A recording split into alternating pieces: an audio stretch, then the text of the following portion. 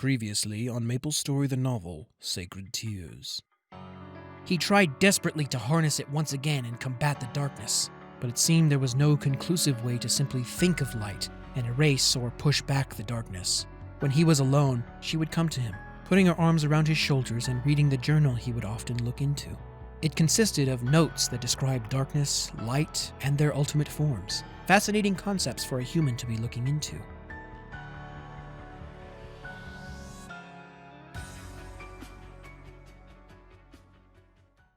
And now, the continuation of Chapter 5, Part 2.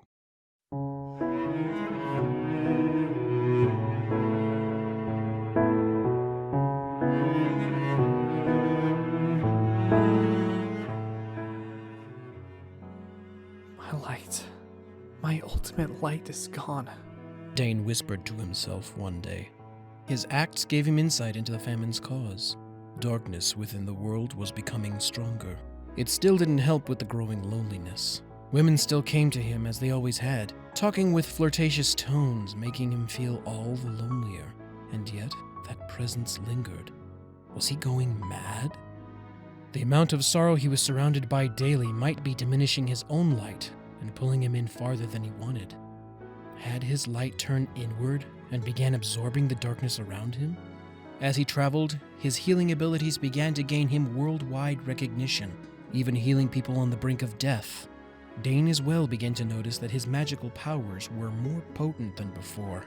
People started calling him a saint in addition to his title of White Mage. The recognition did stay some of his loneliness, but all the same, he couldn't find the strength to genuinely smile.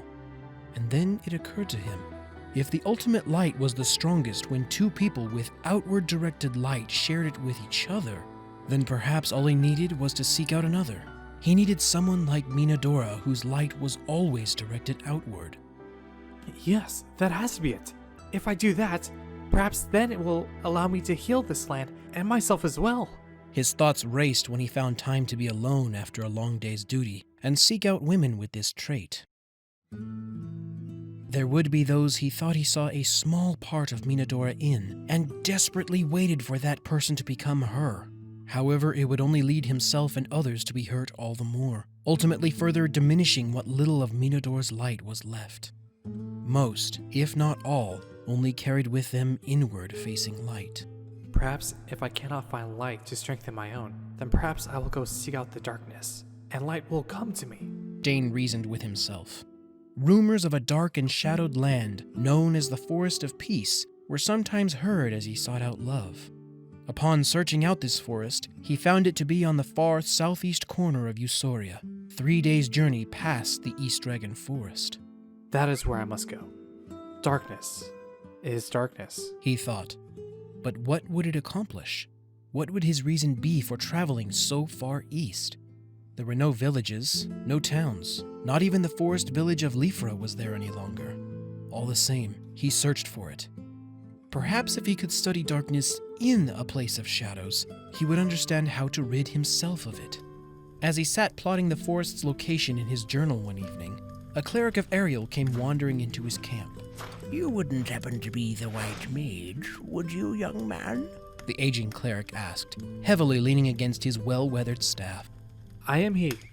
Sit, Fatri. Ease your feet. Dane instructed as the cleric sat on a nearby rock. "Oh, thank you, Saint White." Dane, Fatri.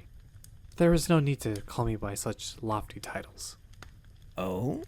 But your power and willingness to help have well earned you that title." Even so, I feel as though I do not deserve it. I have done all that I can, yet there seems to be no end to this terrible famine. What more can I do? Dane questioned, throwing his hands up in frustration. "Have you considered asking the 3 deities for help? Perhaps even the great Mother Minona?" The old man asked, his bushy eyebrows lifting slightly, revealing his dark, wise eyes. The thought has crossed my mind, but none of them are my patron. I doubt that any of them will answer my prayers, Fatri. Dane grunted, staring blankly into the fire as the sun slowly faded away into the night. The old man laughed slowly, his smile making his thick white mustache pull upward, almost to his eyes.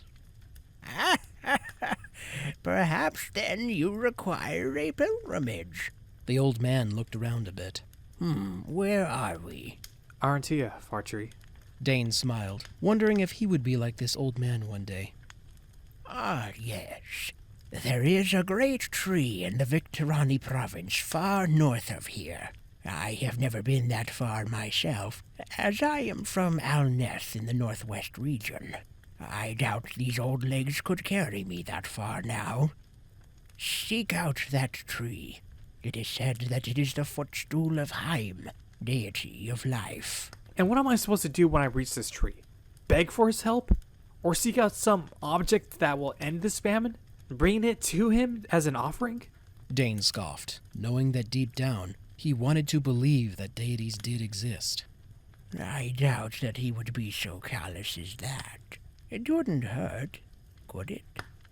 You might even find something that will cure this land once and for all.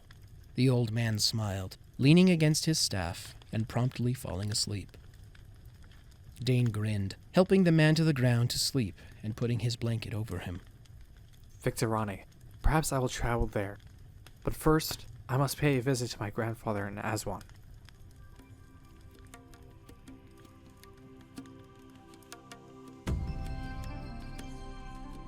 During his 3-year tour to study magic, Dane often visited Azwan to consult his grandfather Vusron. In addition to becoming friends, Vusron would also become one of Dane's many masters in magic. Perhaps he would have some insights that Dane had missed. 4 days passed before Dane arrived at the front gate of the buried city. It had been some time since his last visit, so much in fact that sand nearly buried the cobblestone road leading in. A low buzz coming from the great obelisk made his ears tickle as he passed. The sound emanating from it, however, was strange, making Dane pause. It was almost as if the power within it was on the brink of release. Shaking his head, he turned back to the front gate, where a well-dressed guard came and stood in his path. We don't get many visitors to the city of Azwan. May I ask the reason for your visit? The man asked.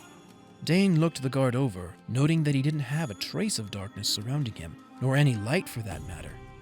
Looking past the guard, he could see that others within the city had little to no darkness or light following them. I've come seeking counsel with Vusron. Dane answered, looking past the guard once again, puzzled by the lack of darkness that surrounded each person. Was there something that he was missing? Or was there something that these people were doing that kept the darkness of the world at bay? Could it be that they exuded outward light in such an intensity that he couldn't sense it? Vusron? The Grand Shaman, Vusron? Is he expecting you? The guard asked, almost seeming to be in shock. Yes, the very same. Is there something wrong? Dane inquired, noting that the guard's demeanor seemed forced. I'm sorry to say that he is no longer available to speak with anyone. His time is taken up with managing the power of the great obelisk. Dane narrowed his eyes, looking back over his shoulder. Does not Azwan train Shaman for that very task? He asked. During the many occasions he had visited, he would often see shaman troops being led through the halls. When he inquired about them, he was told they were shamans specially trained to maintain the obelisk's power. I'm sorry, but that is all I'm allowed to tell anyone who is not a shaman of Azwan. The guard replied. Narrowing his eyes further and turning his head, Dane thought of what his next path should be. He was still a few days from Arentia, and his supplies were running low. Perhaps if he were to enter the city itself, he could use the opportunity to steal away and search for Vusron. Then, may I be permitted to enter and buy supplies? I am embarking on a long journey, and my current supplies are quite low. The guard said nothing momentarily, seeming frozen in place until his expression lightened and stepped aside, holding out his arm for him to enter. By all means. The market is near the center of the city. If you get lost, I'm sure that you can ask anyone here, and they would be happy to guide you. Dane nodded his thanks and stepped through the gate, making a mental note of the guard's strange hesitation. A long stairway led deep underground to a massive hollowed-out pocket of earth. Stone made up grand viaducts, pillars, palaces, and homes that all comfortably crowded the pocket's outer edges. Wide dirt roads led down to the very center where a massive but lively market sat. Roads spread out in all directions like veins connecting every part of the city efficiently. As he mingled with the people, he couldn't help but notice very few shaman among them. Azwan was known far and wide for its powerful shamans.